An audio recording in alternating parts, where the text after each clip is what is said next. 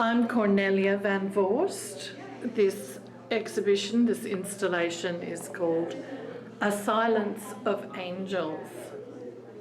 The name is taken from a book by Heinrich Boll called The Silent Angel, as he walked through the ruins of Dresden and saw all these angels in amongst the ruins and just imagined them to be speechless at the destruction. This exhibition arose by invitation from the Ministry of Casual Living when I posted a response to Jerry Saltz's comment on Instagram that the atomic bombs were necessary. I've been investigating the history of aerial bombing on civilians for 10 years now, and I felt to share a little of my work on Instagram about it, and hence this installation has originated that way. The story of civilians and bombing is an underrepresented story, mainly because it happened to enemies, the Japanese and German enemies. And this year marks the 80th anniversary of the bombing of Dresden and the 80th anniversary of the bombing of Hiroshima and Nagasaki. How this installation is interpreted is as a lament. A lament is what we're able to fashion out of grief. Without the art and process of lament, our grief has nowhere to go. And art can serve as a means of processing grief, as a means of expressing it, and forming it in a way that we are able to talk about sad things. The picture that is now in screen is taken from an historical photograph of a woman after the bombing of Dresden. The white angels are from my personal collection, and they were made by Alison Bigg, and I've used them with her permission, and I'm very thankful because they're totally appropriate for this show. In the installation, when I saw the space, I was very excited because it has paraphernalia of fire extinguishers and warnings and emergency exit, which is totally fitting for a show that's about bombing and firebombing.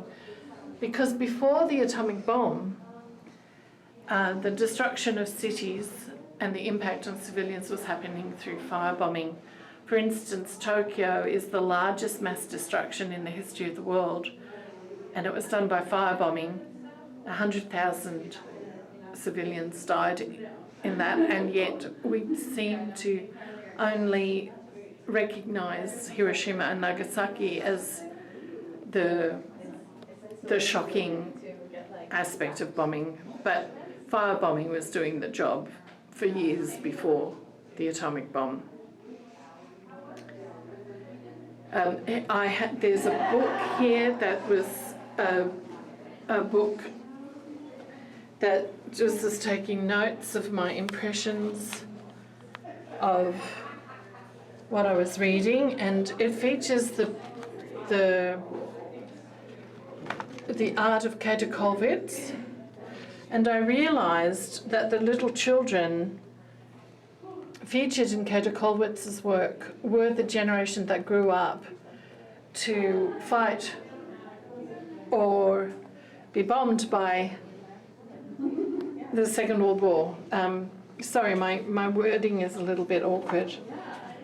But to make that connection, to recognise that it is children that are impacted, and that we have such pity on Käthe Kollwitz's children, and to realise that they became the enemy, it's, to me, comments on the humanity of war and how much we don't understand.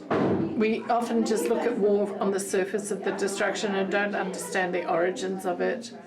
And we tend not to have compassion on the enemy but by recognising that these children in Katakowitz's paintings are the enemy, challenges our idea of enemy making and of who is evil and who is not. No, we're kind of doing a little reunion with our art ed master's Nice. group. Are you doing it at a place or somebody's home? Or? These silhouettes are from historical photos, again of mothers and children of that time in the 1940s, but they could be today. These could be today. These could be Syrian mothers, or Gaza mothers, or Yemen mothers. And I'd just like to make a comment about Yemen.